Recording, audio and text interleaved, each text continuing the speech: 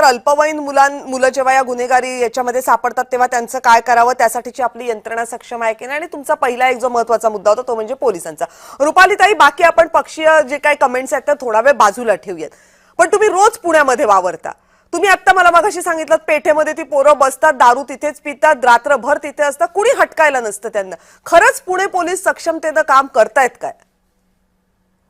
नाही, मुळामध्ये आता जे गोपाल तिवारी भाऊंनी सांगितलं ते बरोबर आहे की रात्रीचं पेट्रोलिंग जे आधी होत होतं ते होत नाहीये. तिथे पोलीस जे आहेत ते ड्रेसवर दिसत नाहीयेत. पोलीस प्रत्येक ठिकाणी ड्रेसवर दिसणं गरजेचं आहे. त्यांचा प्रेझेंट असला की गुन्हेगारांना कुठेतरी ती गुन्हा घडताना थोडीफार भीती लागू शकते आणि पेट्रोलिंग वाढवणं गरजेचं आहे. काय होतं, पुणे शहरात 3-3 वर्षांनी जेव्हा आयुक्त येतो, जे आयुक्त येतात ती त्यांची कार्यप्रणाली वापरत असतात. मग ती कार्यप्रणाली वापरत असताना मागच्या आयुक्तांनी जी काही योजना केलेल्या आहेत त्या पण पुढे जाणं गरजेचं आहे. त्या जाताना दिसत नाही. तसं ठिकठिकाणी स्कॅनर मागच्या वेळी केले होते, तिथे पेट्रोलिंग जाऊन स्कॅनर करून त्यांचा रिपोर्ट होत होता. आता तर ऍप्स आलेले आहेत, सगळ्या गोष्टी आलेल्या आहेत.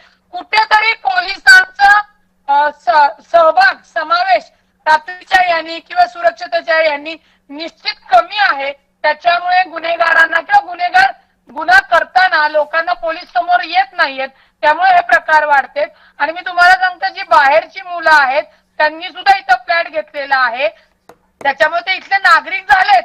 परंतु फक्त हे तरुणच नाही, सोसायटीमध्ये सुद्धा काही किरकोळ वादविवाद झाले तर तीही लोक आक्रमक होऊन स्वतःच्या गाड्या फोडणं, सोसायटीतल्या गाड्या फोडणं, भांडणं करणं या गोष्टी होतात.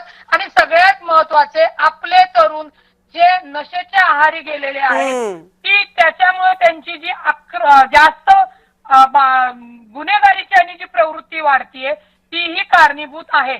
त्याच्यामुळे सरकार, पोलीस यांच्या सोबत कुटुंबाचाही हस्तक्षेप त्याच्यामध्ये होणं गरजेचं आहे.